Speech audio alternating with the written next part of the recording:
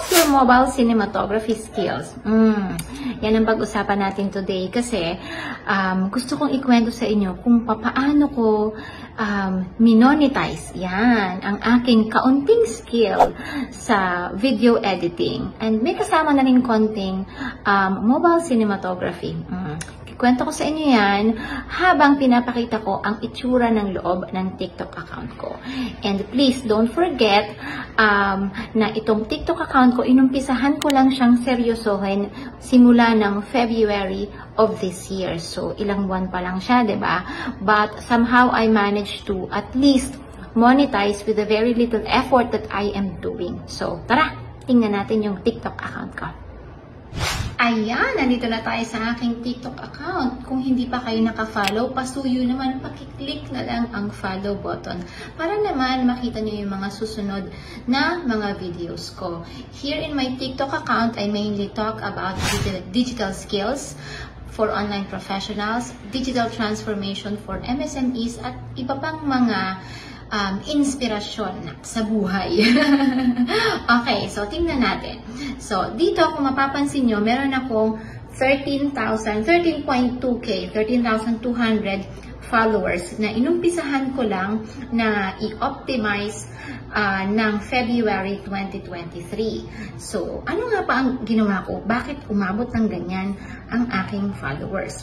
Well, syempre, basically, nagpupunta ako dito sa Creator Center. Bukod sa regular kong pag-upload ng videos, nagpupunta ako dito sa promotions.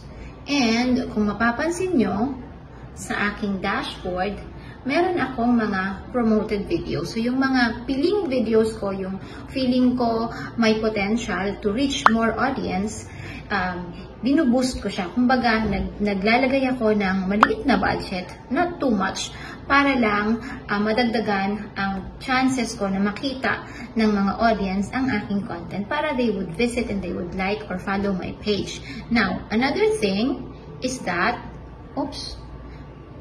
punta naman tayo dito sa ating TikTok shop for creators. Nabuksan itong aking feature na to when I started hitting at least 1,000 followers. So, let's see dito sa ating earnings. Yan, commissions. Para makita nyo.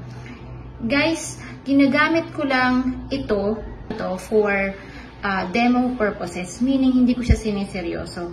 And ito na yung commission na nakuha ko. Somehow, I have 354 pesos and 12 centavos with the very little videos that I have, very little promotions. Kung makikita nyo itong affiliate orders, yan. So, may mga bumili ng products, steam iron, ayan. At saka ang ating buy one, take one na sleek stick. Ayan ang aking mga mabibentang products. Diba? Pwede. Ayan, nakita nyo na ang aking TikTok account, diba? Please take note that that income only came from sample videos na hindi ko siniseryoso. Kasi nga, ginagamit ko lang siyang pang-sample sa mga class. So, kung ako nagsasample lang, siguro mga less than 5, more or less, yung mga video na ginawa ko para sa affiliate marketing. What if I'm doing that on a daily basis? What could be the income potential? Diba? So, yan ang mga matututunan nyo sa ating mobile cinematography class. Kaya huwag kayong mawawala. Be there and let's have fun creating contents and making money out of the skill that we will be learning in this class. So, yun lang muna. Bye-bye!